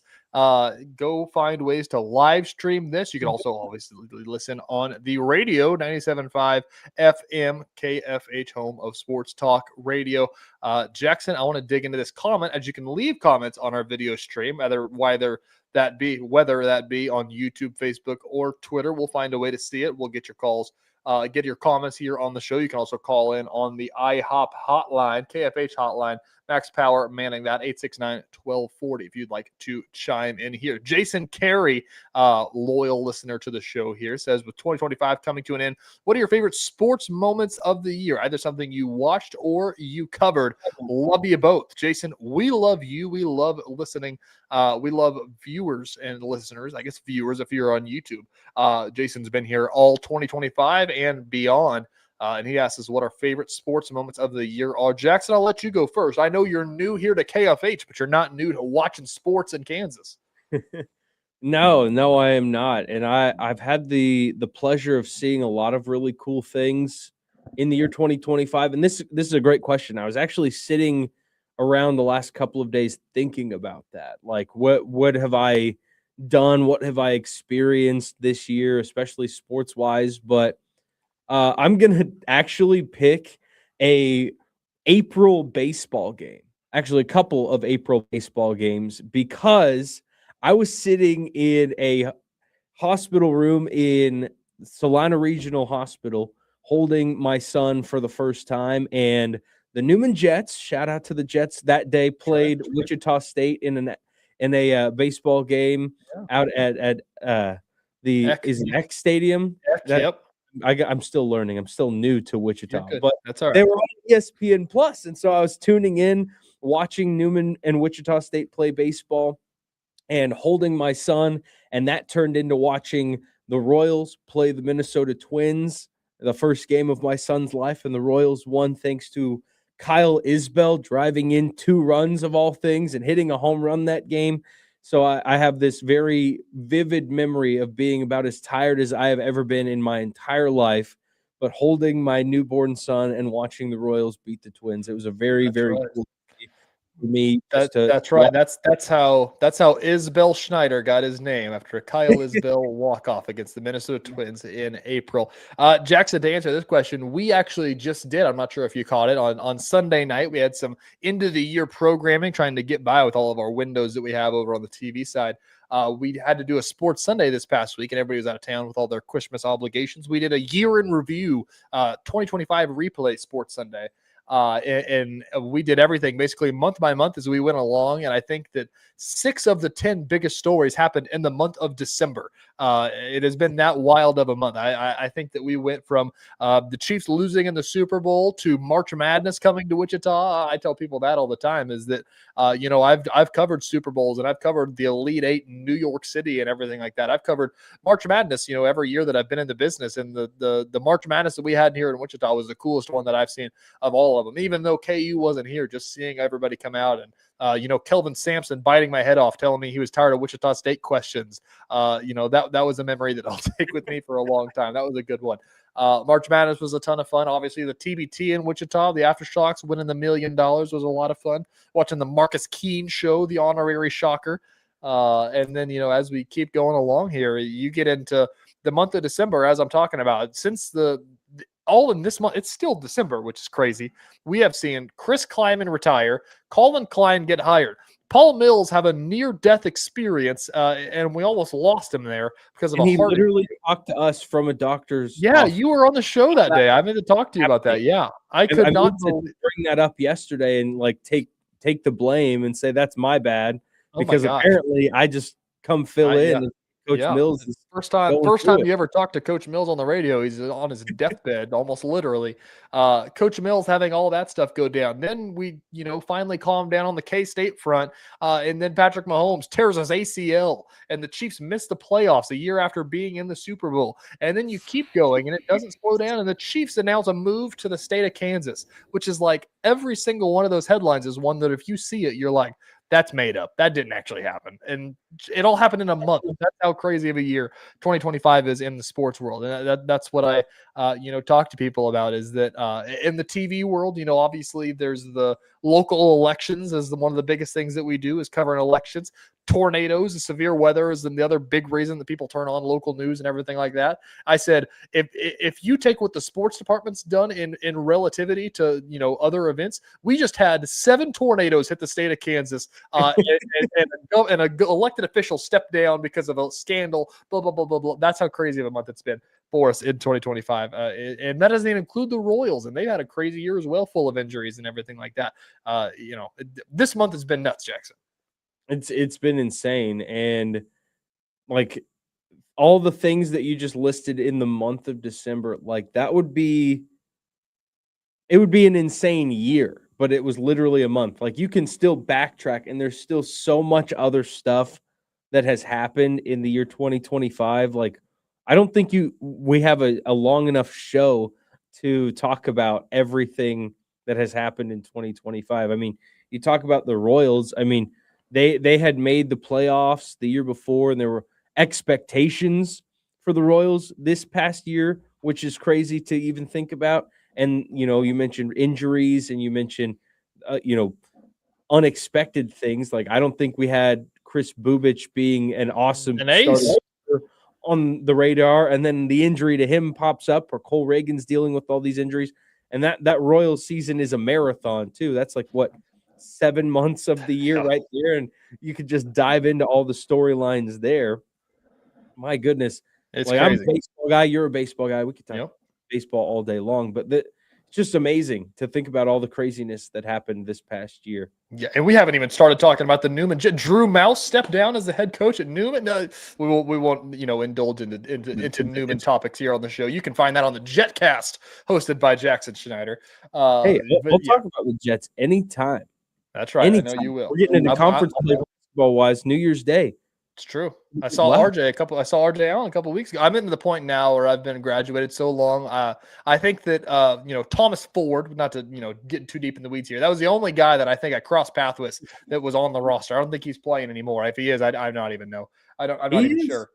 Is he still playing? Tom Ford is still on the roster, man. I love that guy. Get a job, Thomas Ford. What do we do? And anyways, I'm getting to the point where I'm removed. I don't even know half the coaches' names anymore because there's been that much turnover at Newman. But I'm definitely still a Newman guy as well. So, Jason, appreciate the question there. With the couple minutes that we have left here in this segment before we dig into some KU talk in the next segment, Jacqueline, let's talk about Monday Night Football. We see the Los Angeles Rams, who this was a Christmas conversation. A lot of water cooler here of the fact of the Chiefs aren't good this year. The Bills are kind of good, but I don't really know. Like, who is the good team in football? I don't know. And a lot of fingers are pointed. A lot of fingers pointed to the fact that it's the Rams. I think it's the Rams. Then they lose a heartbreaker to the Seahawks. It's like, yeah, well, the Seahawks are really good. And it was kind of a fluky thing. Maybe like the Rams are still probably good enough to go win the Super Bowl. And then they lose to the Atlanta Falcons, who aren't even going to make the playoffs. Like, I have no idea. Like, what is your short list of teams that could win the Super Bowl? Is it longer because nobody's good? Is it inverse here? I would say it is longer than it normally is for me. Like, look, I was looking at the standings earlier and trying to process of elimination, like teams that you don't have to really take seriously. Like the AFC, I'm probably going to cross out the Steelers. And even though the Ravens are 8-8 and technically haven't made the playoffs, like right now they're in 9th place in the AFC, I wouldn't cross out the Ravens. But I would cross out the Steelers, who are ahead of them in the standings. You go over to the NFC, the Panthers are 8-8. You could probably cross them off. But outside of that, and I would maybe cross off the Chicago Bears just because I have a hard time believing in the Chicago Bears. Outside of those teams, you could make a case for literally everyone to go and win 3-4 games in a row and win a Super Bowl. And I don't know that I've ever said that. And that, as a Chiefs fan, is the most frustrating reason is to this year of all years to have them fall apart and accomplish nothing. That is why, because the Chiefs this year had the opportunity to just waltz to another Super Bowl and they completely blew up. It blew up in their face. It is what it is. Now, though, you're looking at Josh Allen, you're looking at potentially Lamar Jackson, you're looking at, all the NFC teams I mentioned, Sam Darnold of all quarterbacks, Caleb Williams, Brock Purdy, for crying out loud. All these different quarterbacks have a chance to go and win a Super Bowl and accomplish that this year without having to deal with Patrick Mahomes and the big bad Chiefs this year, because they are not in this conversation. It could literally be anybody. And my head spins thinking about it. I agree. My first thought whenever I think about this of the year that it's turned into is that if you're Josh Allen and you finally get the year where it's like Patrick Mahomes isn't in the playoffs, we're going to finally do this thing. And the Bills are struggling too. I would be putting my head through the wall of if there was a year to do it, it's this year. We've got to figure it out right now, because we won't get this opportunity very many times, because Patrick Mahomes is coming back next year and we'll see what that looks like. No guarantees and anything like that. But I mean, I agree. The NFC, it's got a lot of teams that are, the traditional powers that are in over there. But just looking at this AFC, I don't know what team we're going to see win the AFC Championship between the Broncos, Patriots, Jaguars, Texans, Chargers, and the struggling Bills in one of the worst years that they've had in the last few. All of those teams, at some point, we have called a fraud on KFH radio. Who's good in the AFC? Here's my thing. With looking at the AFC, and reading those teams at the top, the Patriots would be the one that I would be maybe the most confident in, and having watched them play and been inspired by what they've done. But the Broncos right now would be your 1 seed. And I just watched them go to the wire with Chris Oladokun. I'm not going to press them as far as I can throw them. I mean, you can take this all right, break this down right here. You have the Broncos that almost lost to Chris Oladokun, who have not looked good in any of their 13 wins, basically. Maybe you can cherry pick a few out of there, but I bet in at least 10, they've been taken to the wire with teams that they had no business going to the wire with. The Patriots have historically one of the easiest schedules in NFL history. I agree they look good, but there's a concern at that point. Giants have more wins over teams with winning records than the Patriots. That's true. It's insane. Look at their schedule. If anybody wants to call me in. I know Max is going to start chiming in here whenever we're talking about the Patriots. Look at their schedule, Max. That's why I said it. The big guys on the other side of the ball get paid too. They do, but listen, they aren't as good as the teams that the Giants are beating, I guess, is the stat that we'll pull out there. I want an asterisk on the year after the undefeated season when Brady got hurt. Whoever won that Super Bowl, I want an asterisk next to it because Brady didn't play. Well, then we'll give an asterisk this year because Patrick Mahomes is hurt and can't be in the playoffs. We'll say that. Go anywhere anyway. I love so much. It's over, Johnny. It's one of my favorite things, having only been in even I knew when it was over for Brady and the Patriots. You have to admit it's over. You're not going to find a guy with more passion than Max Power talking about the Patriots or talking bad about the Chiefs for that matter. And he's got the same argument every time that you say anything. You bring the same argument out, even though you bring out some critical thinking and try to differ him. It's like, whoa, what about the year they went undefeated? Hold on. I love so much Max. So that don't count. Going 16-0 and blowing people out and having Tom Jackson crying on ESPN. They're running up the score on people. They're not fair. Max, there's nothing that I love more. You weren't even there. I've seen them all. I've seen everybody and I've seen it all. I love so much of the fact that I'm a Chiefs guy, and in 40 years, whenever I'm Max's age, and I'll be producing a radio show and somebody will be talking about Mahomes' legacy, I'll say, well, yeah, they only didn't make the playoffs in 2025 because Patrick Mahomes tore his ACL. What do you want him to do? I'll be dead, but somebody will collect it for me. Yeah, that's right. I can't wait to be the old head defending Patrick Mahomes. Yeah. Oh, so winning 16 games in a season was easy. But that's what you're saying. Back on the original topic here. That said, the Patriots have had this easy schedule, but they are the team at the top of the AFC. I would trust the most to win. I agree, Max. We're not being haters here, by the way. I am with Jackson of the fact that I think that the Patriots are probably going to be the best team going into the playoffs in the AFC from what we've seen so far. They're a year away. Max, just be excited. They're one of the best teams in football. They're a year away. Even if they're a year away, tell me who's going to usurp them, because the Bills are the 7 seed. And I trust Josh Allen. Josh Allen is the man. I have never seen him do it in the playoffs before. Like, I would love for him to go do it, because I actually, as a Chiefs fan, I love Josh Allen. Everybody loves Josh Allen. I think he's an awesome person. I want to see him succeed. I would love it for the city of Buffalo, because you talk about tortured fan bases. I agree. They deserve some success over there in Buffalo, man. But I agree. This is the year where they and I can't wait to see like what the odds are going to be once we get the official brackets out and everything like that, because I'm with you that like this is the year that even when the Chiefs were still like, even heading into the week the Chiefs got eliminated, it was like, yeah, they're still the 5th best odds to win the Super Bowl, just in case. Because it's like nobody knows anything, but you know that Josh Allen is good in the playoffs, and you know he's just never been able to get over the Mahomes hump. McDermott cost them that year when he should have squib kicked. If he squib kicked, there was 6-7 seconds off. If he squib, the 13-second game you're talking about, yeah, you're not. You got a valid point. I don't trust McDermott. That was the year Allen. too that we all discovered that the Bengals were now a team to be feared, and they have done absolutely nothing since. Basically, yeah. So I don't know. It feels the NFC, you know, outside of the Bears sneaking in there, but they've had a really good year. I trust the Bears more than I trust a lot of those teams in the AFC. I mean, 1 through 7 of the teams that have gotten in, the 1 through 7 are all really good. You know, you talk about who's going to end up being the, if it's going to be the Panthers that get in there, sneak in there, I'm rooting for Bryce Young. I love Bryce Young. But, these teams are all actually pretty legit. Who's the best team of these 7? Of these 7 that I've seen that have clinched a playoff spot, Seahawks, Bears, Eagles, 49ers, Rams, and Packers, you could put them in a vacuum with each other and have them play each other, and every single team could walk out after playing 100 times and be 500, I feel like. Mm-hmm. You realize that there's just not a clearing away. Harbaugh's given Denver the number 1 seed. He's sitting everybody. That to me doesn't matter, because the 1 seed in the NFL this year means less than it's ever meant because of what we just said. Like, Denver will get a week off, but then their reward will be like the Buffalo Bills. It might be Josh Allen or Lamar Jackson. Yeah.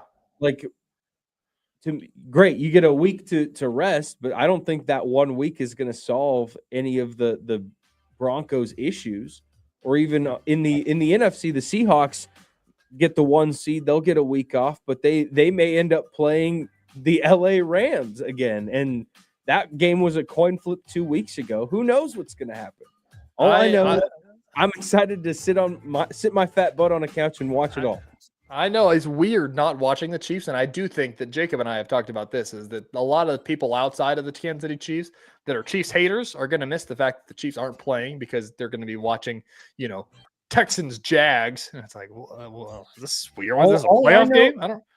My heart health is going to be at an all-time high this year. I know. I might go on vacation in January. I don't know what I'm going to do with myself. It's crazy. We're going to come right back. We're going to dig into a little bit of KU basketball. The Darren Peterson saga has continued on. Bill Self made some comments last night. We'll tell you what he said and what we think about Darren Peterson as we head into Big 12 play this weekend. Coming up next on Sports Daily.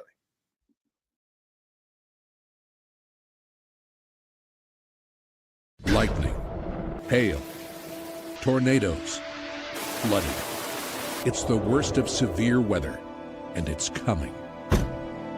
Spring brings warmer temperatures, but also dangerous weather conditions. Stay up to date day or night with the Storm Team 12 weather app.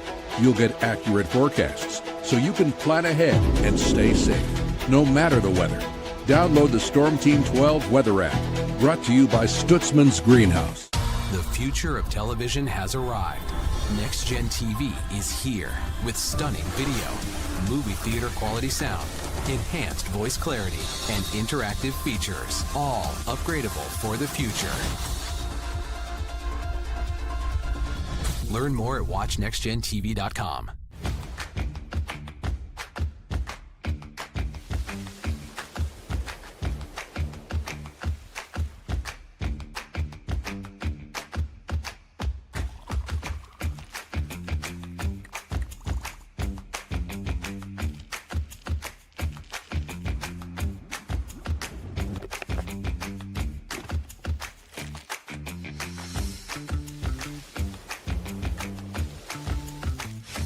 The canvas of our imagination. They tell a story. Clouds affect the events of your day. Sometimes they growl, sometimes they inspire, but they're always the messengers of nature's mood, written in the sky. Storm Team 12 understands the language of clouds. We're dedicated to decoding their message so you know what to expect. Behind every cloud, there is a story waiting to be told. Trust Ross Jansen and Storm Team 12, alerting you first to the impact on your life. We are following a breaking update. Every day, all day, stream the stories that have you talking near and far. Whoever is behind the wheel of this bus is not stopping. From hundreds of local reporters and meteorologists spanning the country. Chaos here this morning at the UW campus. Search LNL for the all-new Local News Live streaming app. Odyssey is one of the most influential audio and entertainment brands in the nation. You already know Odyssey's iconic local radio brands in Wichita. But did you know Odyssey has the country's best collection of music, news, and sports brands? Odyssey is also a premium podcast creator, major event producer, and digital innovator. Odyssey brings people together across the country and right here in Wichita. Odyssey also delivers meaningful radio and digital audio results. Find out our story and impact at odysseyinc.com/Wichita. Make yourself known now. 31001 in traffic pursuit. Oh my God, here. Investigate TV Plus begins with real people. We investigate stories that impact you. And inspire change every day. Something is broken. Real problems Why are they hiding it? and real solutions. My daughter was dying in front of me. What was your reaction when he said that? Investigate TV Plus, weekdays at 3:30 p.m. on KWCH. Sometimes people tell us, I don't get it, it's just tea. But let me tell you, we are so much more than just tea. With 20 plus flavors of sweet and unsweet iced tea, the possibilities are endless. Come on in and try them all for free to find your favorite or get us on the go for your busy lifestyle. And don't miss happy hour every day. So the next time someone tells you it's just tea, tell them to come by and find out why we say drink tea, be happy.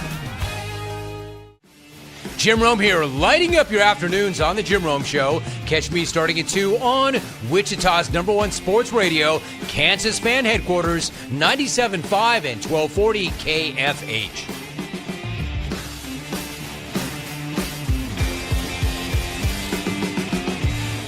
Mornings are busy. We're here to make your mornings better. We report the stories that affect you. 3 more hospital lies from contaminated apple juice just a day after the FDA issued a recall.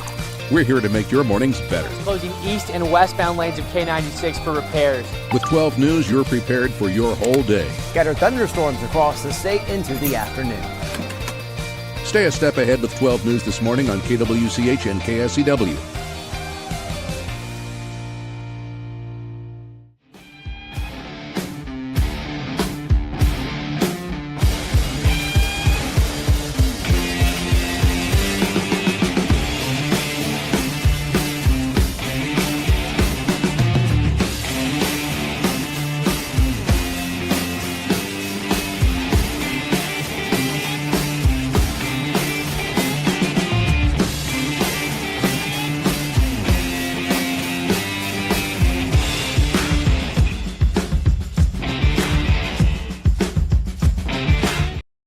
KFH.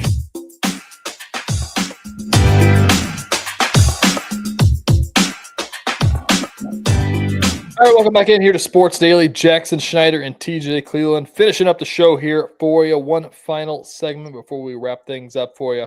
I'm going to talk a little KU hoops. This coming weekend, they open up their Big 12 slate. They go on the road to UCF. Let me pull up the schedule here while I'm talking. A place where they got upset 2 years ago with Hunter Dickinson as they went down to the home of Johnny Dawkins and lost that game. They start on the road on Saturday, then they come back on Tuesday for an 8 p.m. tip against TCU. Don't we love 8 p.m. tips in college basketball? Don't get me started on that. That's a whole other conversation.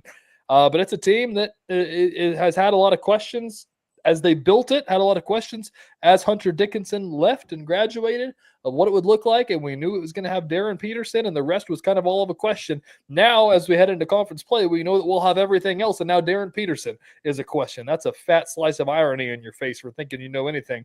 Nobody knows. Nobody knows. We've seen him miss 9 games, I believe is the number we're at. Maybe 10. I can't remember. I think 9 or 10. But last night on Hawk Talk with Brian Haney up in Lawrence, Bill Self-talked about Darren Peterson, said he's practicing, and they are, quote, really, really close. This is from Henry Greenstein in Lawrence Journal-World, friend of the show, Henry Greenstein. Quote, it's unfair for people to assume the way something is because it's not like that. He hasn't been 100%. Just because he's practicing doesn't mean that he's 100%, although, gosh dang, he looks good to me. And then he continued on, Henry tweeting, he said, Peterson's return could be immediate or it could be, quote, a little while longer, which that doesn't mean anything. That's a word salad if I've ever heard one. Quote, his rhythm's getting back and that kind of stuff, but he still probably doesn't have that explosion that he had prior to straining his hamstring and getting these cramps all the time. So as you hear all that, it's basically just a big circle of saying he could come back, he could not come back. But it kind of leaves the door open for either thing. It's a very coach speak thing to say. Do you think that we're going to see him on Saturday in Orlando? No, I don't think we're going to see him on Saturday. And I'm trying really, really hard when it relates to Darren Peterson about jumping like too far off and saying, like, I don't think we're going to see him at all. But at this point, we're getting pretty darn close to like that being a reality, because at what point does a guy who's not 100% just say, I'm good enough to go? Like I woke up today at 5:45 so I could come get in here into the studio. I'm telling you right now, I did not feel 100% when I walked in, but I'm here. Like, you're here. What other profession do you just get to sit out and collect your paycheck when you're not feeling 100%? Now, I will say, I really doubt this is all Darren Peterson's doing. I would imagine he probably wants to play. Correct. But I would also imagine he's got an agent or some family members in his corner that are saying, hey, like, don't push yourself too much because this is just a stop on the journey, which you have to agree. understand. That was kind of the big piece of the saga that we learned last week, whatever Self-talked after the Davidson game, I believe, when he basically just said, like, they talked about that they don't want him to come back until he's 100%. And we agree with that. And it was kind of like, and Henry, again, callback, as that he was like, who's they? And he said, it's his family. But we agree with it, you know, and that was something that, you know, we talked about with Shreyas Lada. Last week, we'll have him in tomorrow, our KU insider, and discuss this more at large. But, you know, I agree, you know, and the scariest part about all this stuff, and listen, the thing that I say every time that we talk about this is that, you know, we don't deal in conspiracy theories. There's a lot of people that do, and there's a lot of people that'll sit there and say, he's a bust, he's not going to play, he's just going to collect his paycheck and not play. That's not what we're doing. We're saying the fact of, like, there are questions to be asked about this stuff because there are people who are thinking that, and you have to answer to that. And that's the job of sports journalists, is to figure out what's going on. And we're just trying to convey what we know about all the situation and speculate on what we think is going on. And that's the only thing you really can do with all this stuff. But I'm with you. The fact that you have a guy who realistically, and this is, you know, Shreyas talked about this as well, is he could not play a second of college basketball and he's still probably going to be the number one pick in the NBA draft, because that's how good he was in high school. That's how good he is in the flashes that he's shown. He could legitimately shut down for the rest of the year and just not play and still be the number one pick. And that's terrifying as somebody at KU to know that you don't need us. We need you. Yeah. But here's my thing, you know, the best ability is availability. You hear that all the time. Oh, I can't believe that NBA people aren't talking about this. I'm sure there are some NBA front office execs that have kept a very close eye on this, knowing full well how talented Darren Peterson is, but keeping in mind, like, hey, if we take a shot on him number one overall and he has a sore back after his first NBA back-to-back, like, is he going to sit out for 2 weeks? Like, are we going to get ourselves into like, I'm betting a lot of execs need to see him go put a couple of games together, not just like one game where he leaves early with cramps. Like, they need to see some form of proof that he is capable of straining his body, pushing his body to the limits that it has, and still performing and still being able to go and do it, you know, back-to-back games. And we haven't seen that from Darren Peterson. That is a concern. But as you mentioned, like, it's a big time concern for KU to be in that position of like, hey, like, we're a pretty good team right now without him. But if we want to get where we really want to go, we need this guy to come back at some point, and you just don't know when that's going to be. I agree. And I think that there is the fact that, obviously he's an 18-year-old, 19-year-old kid. He wants to play basketball. I'm sure he does. If he doesn't, then that's another conversation that NBA executives are going to have to figure out, is if this guy likes basketball. He does. He's talked a lot about, he makes YouTube vlogs. I don't know if you've seen any of this. He's a vlogger, and he talks about how he wants to get back and how bad he feels that he can't play right now and all of that stuff. So it's just something that we're going to have to continue to monitor. It's the biggest story that's surrounded KU all year long. It's something that Bill Self is going to get asked about every single time that he talks until April. Well, Darren Peterson's still on the roster. How's his health? How's everything going?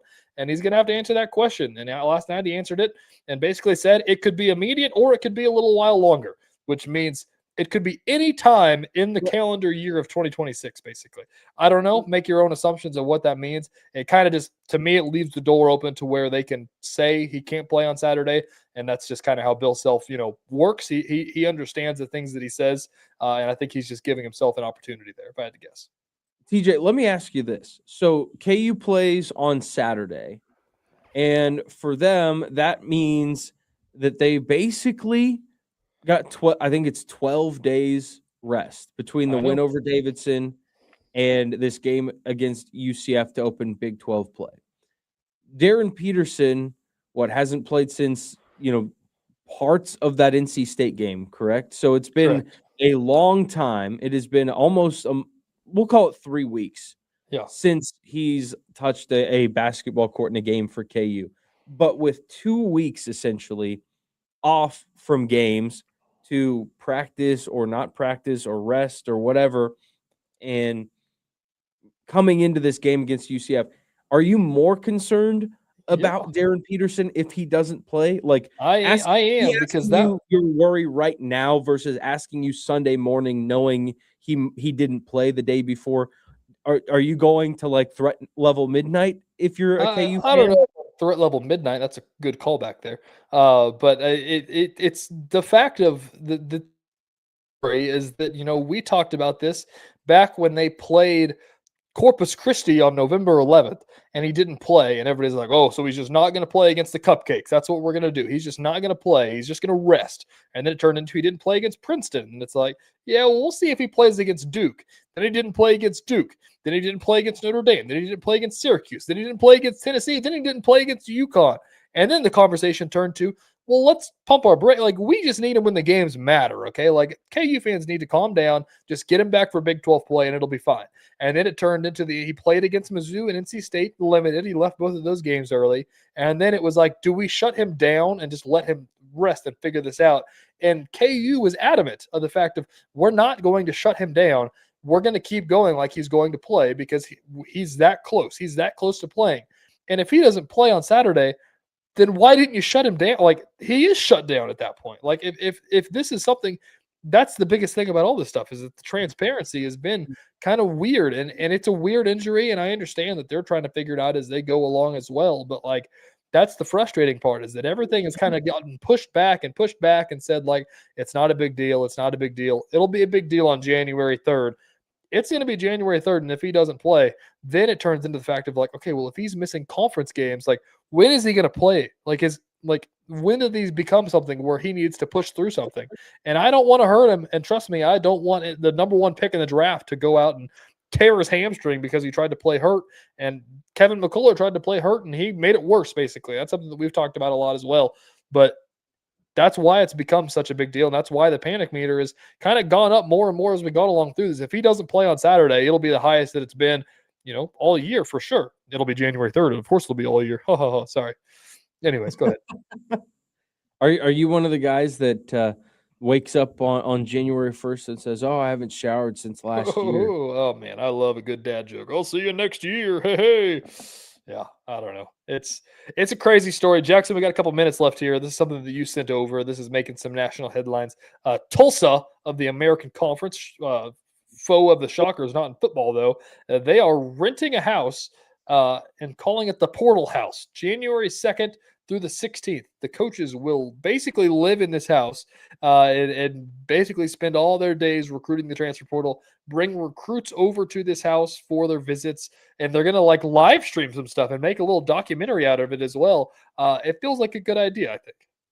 Yeah, their campus is closed, I guess, until mid to late January. I forget the actual date, but by renting this house, they have this hub that they can do all of their portal recruiting operations from. They can bring kids on campus. They'll have access to the facilities, but it gives them a space to just kind of do everything that they need to do.